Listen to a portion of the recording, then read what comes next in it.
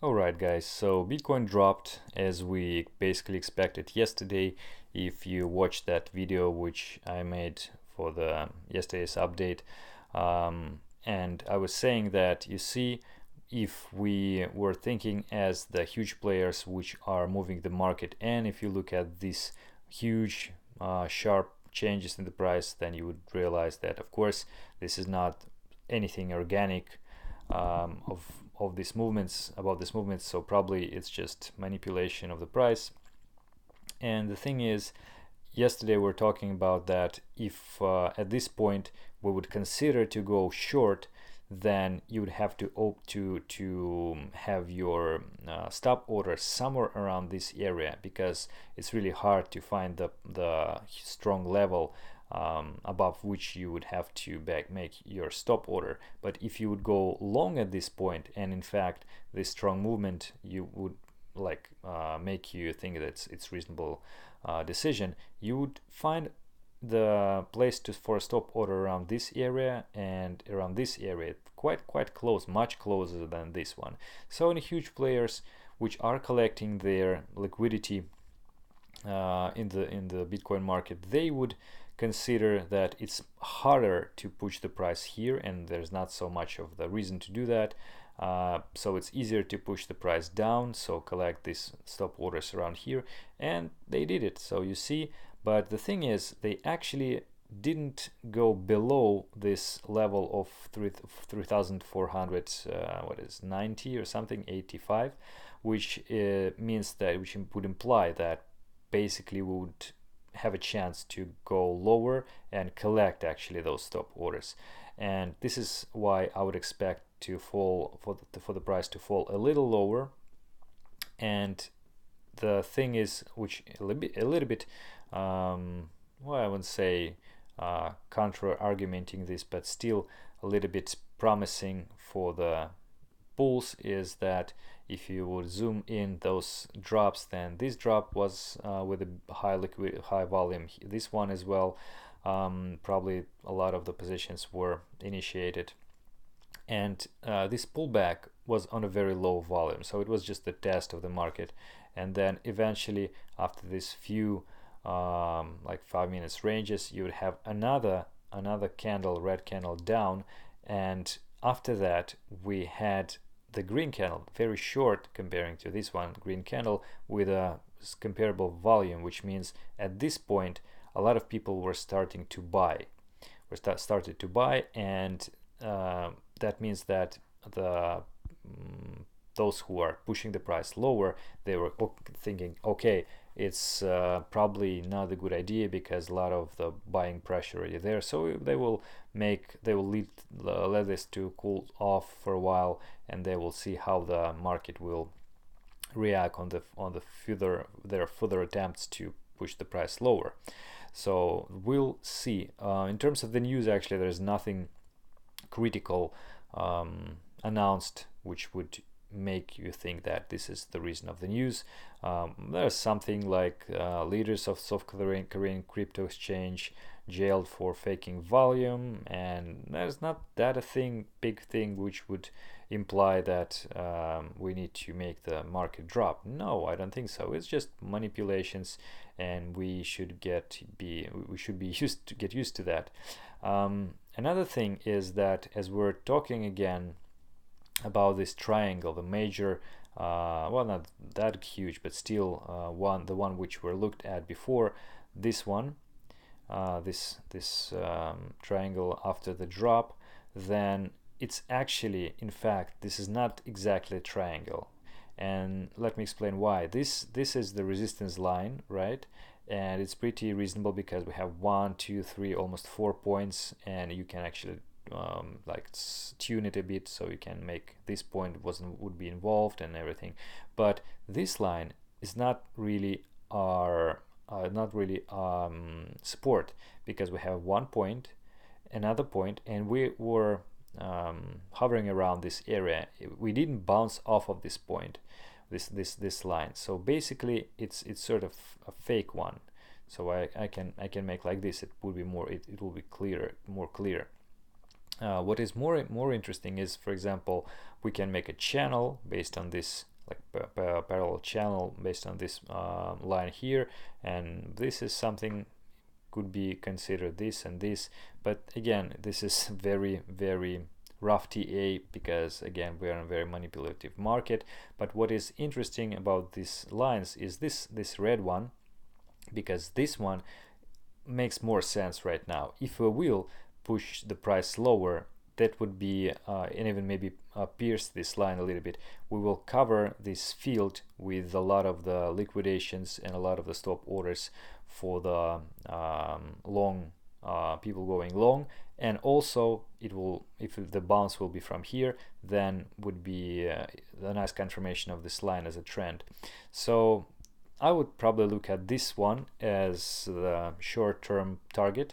And another one which I think we may touch is that if we will switch to the weekly chart, we will see that our 200 weeks moving average is moving up, and now it is somewhere about $3,270 or $80. So if we will continue to go lower, if we'll pierce the price, this line in, and a lot of the like momentum will be gained, we may actually, it's not that far, it's like $150 from here, we may touch this moving average, and even this moving average will be close to this line, which is the parallel to this one. So it's reasonable to test it. Once again, we may even pierce it as we did here, and that would be great in terms of sort of double bottoming, although that will be not exactly the same bottom level as here, because you see it's higher, but still moving average is really strong indicator, and a lot of people are watching at this. Also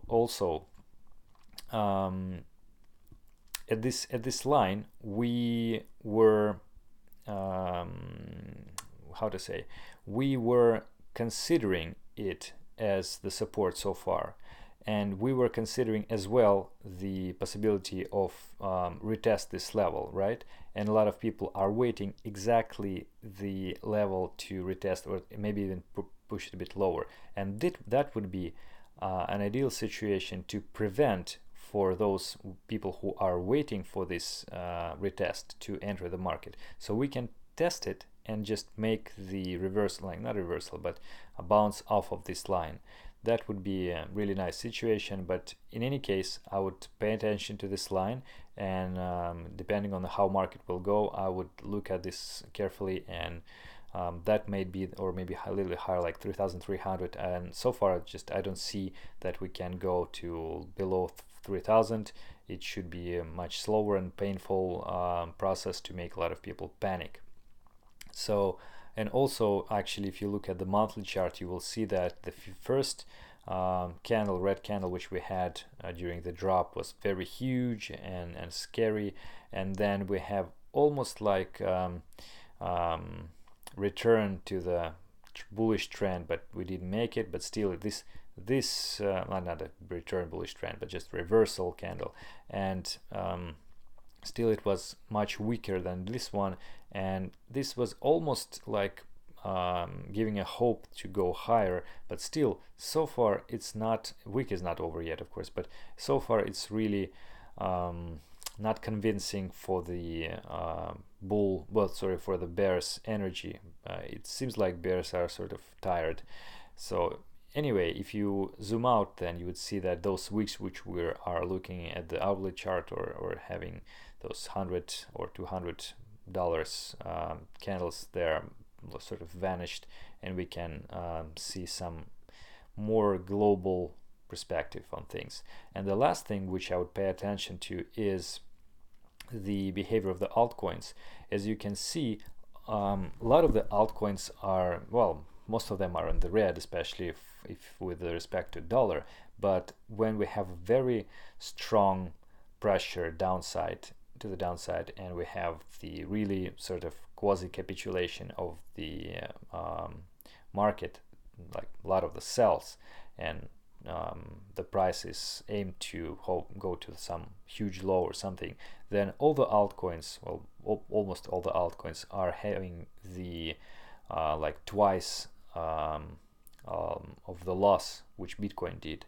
and Bitcoin made like how 4 or 5% to the dollar, and they did make at least even twice, because they made it to Bitcoin, some losses to Bitcoin, but not that strong. I mean, like one chain, for example, made 4%, but actually was falling before that, and all the rest. You can look in other altcoins, like for example, what it is, Nano actually is pretty flat.